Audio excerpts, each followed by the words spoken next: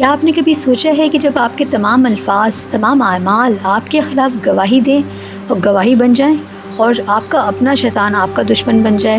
کیا آپ تیار ہیں اس دن کے لیے کہ جب جنت قریب ہوگی مگر صرف متقیوں کے لیے؟ تو آئیں سورہ قاف کی روشنی میں اس کو سمجھنے کی کوشش کرتے ہیں۔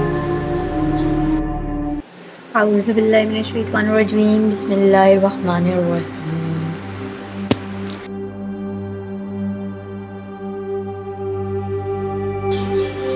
سورہ قاف کی پچھلی ایپیسوڈ میں ہم نے آیت نمبر 1 سے 22 تک کو سمجھنے کی کوشش کی تھی، اور آج ہم آیت نمبر 23 سے آخر تک یعنی آیت نمبر 45 تک سمجھنے کی کوشش کریں گے۔ آیت نمبر 23 سے 30 تک میں شیطان کی گواہی اور جہنم کا حکم صادر کیا جا رہا ہے۔ مطلب کہ ہر انسان کا اپنا جو نفس ہے، جو اس کا مطلب نفس جو ہوتا ہے وہ شیطانی ساتھی ہے، وہ خود اس کے خلاف ہی گواہی دے گا کہ کہا جا رہا ہے کہ شیطان کہے گا کہ یہ وہی ہے جو میرے پاس تیار ہے۔ مطلب قیامت کے دن ہر انسان کا قرین یعنی شیطان اسی کے خلاف گواہی دے گا۔ یہ وہی شیطان ہے جو دنیا میں انسان کے دل میں وسوسے ڈالتا رہتا ہے، برائی کی ترغیب دیتا ہے اور گناہوں کو خوبصورت اور دلکش بنا کر پیش کرتا ہے۔ اس دن یہی شیطان کہے گا کہ میں نے تو صرف راستہ دکھایا تھا، چنا اس نے خود ہی ہے، چلا یہ خود ہی ہے۔ رسول اللہ صلی اللہ علیہ وسلم کی حدیث ہے کہ ہر انسان کے ساتھ ایک شیطان قرین ہوتا ہے جو اسے برائی پہ اکساتا ہے۔ مطلب ہمارے ساتھ جو ہر وقت رہتا ہے، جس طرح سے دونوں فرشتے دونوں کاندھوں پہ رہتے ہیں، اسی طرح سے ہمارا سب سے قریبی ساتھی شیطان جو رہتا ہے وہی قیامت کے دن کھڑا ہو کر ہمارے محفوظ اعمال نامے کے جو ہمارا اعمال نامہ لکھا جا رہا ہے ہر وقت ہر لمحہ اسی کے خلاف جو ہے نا وہ گواہی دے گا۔ تو ہمیں سوچنا چاہیے کہ ہم کیا کر رہے ہیں۔ اور پھر اللہ کا حکم کہ اللہ جہنم سے پوچھے گا کہ کیا تو بھر گئی ہے؟ تو جہنم کہے گی کہ کیا اور بھی ہیں؟ جہنم کا یہ جواب اس کی شدید پیاس اور غضب اور عدل الہی کی علامت ہے۔ پھر یہ آیت کا منظرنامہ ہمیں بتاتا ہے کہ جہنم میں جگہ باقی رہے گی اور گناہ گاروں کے لیے کوئی عذر نہیں رہے گا کہ جیسے جہنم میں جگہ نہیں رہی تو وہ بچ جائیں گے، ایسا کچھ نہیں ہے۔ جس نے جو کیا ہوگا اس کو اسی کا صلہ ملے گا۔ اللہ کے ہاں کوئی بات ایسی نہیں ہو سکتی جو انصاف کے تقاضے پہ پوری نہ اترے۔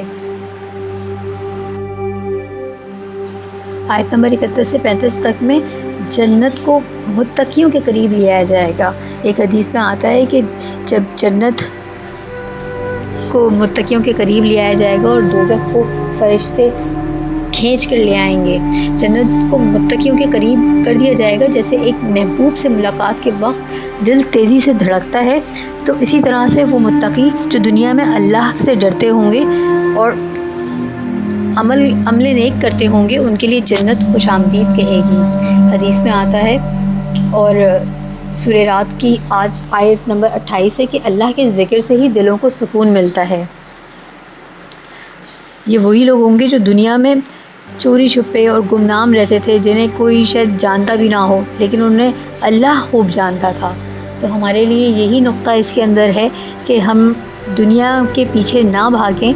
دنیا میں ہم مشہور ہوں نہ ہوں، دنیا میں کوئی لوگ جانے نہ جانے، لیکن ہمیں ہمارے اعمال کے سبب اللہ ضرور جانے کہ ہم اللہ کے سامنے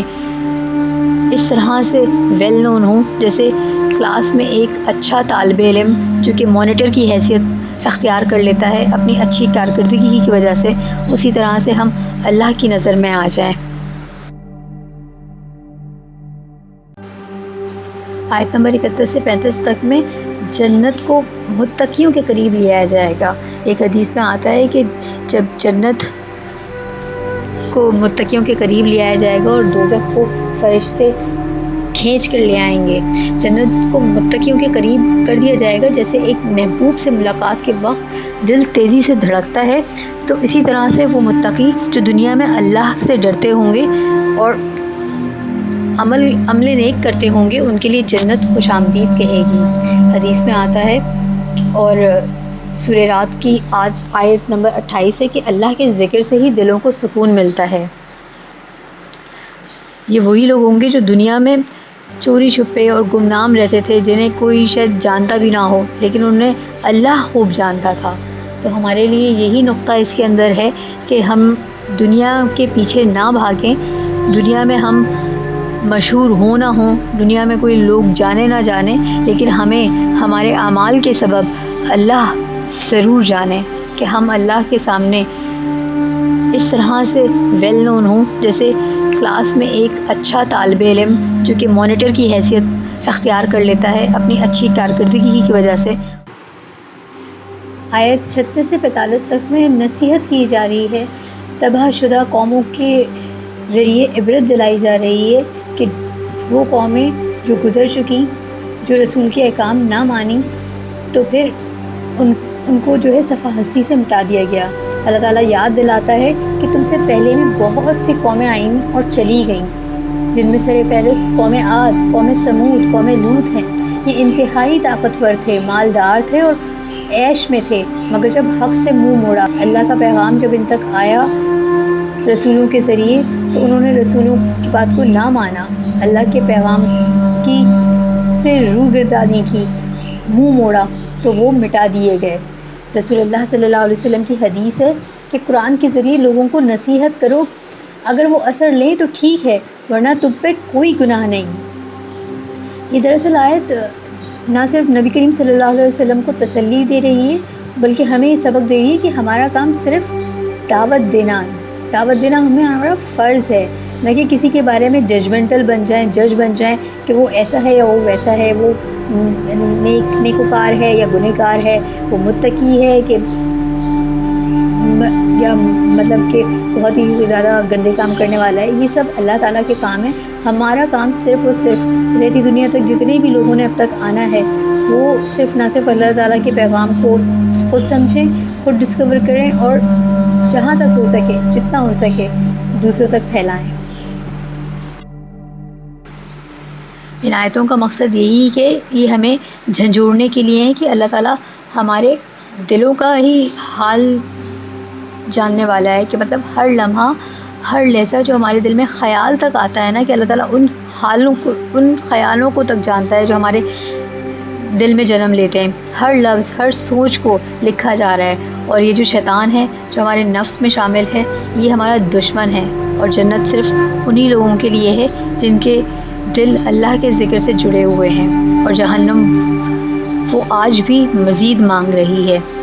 تو آج بھی ہم پر، ہمارے لیے وقت ہے کہ ہم اپنے آپ کو اس بات کے لیے تیار کر لیں کہ اس سے پہلے کہ ہمارے خلاف ہمارا ہی شیطان اور یہ جو ساتھی ہے ہمارا گواہی دے، ہمارے پاس اتنا مستند سا اعمال نامہ، ایک گڈ ریکارڈ ہو کہ جو ہمیں اس دن بچانے کے لیے کام آ سکے۔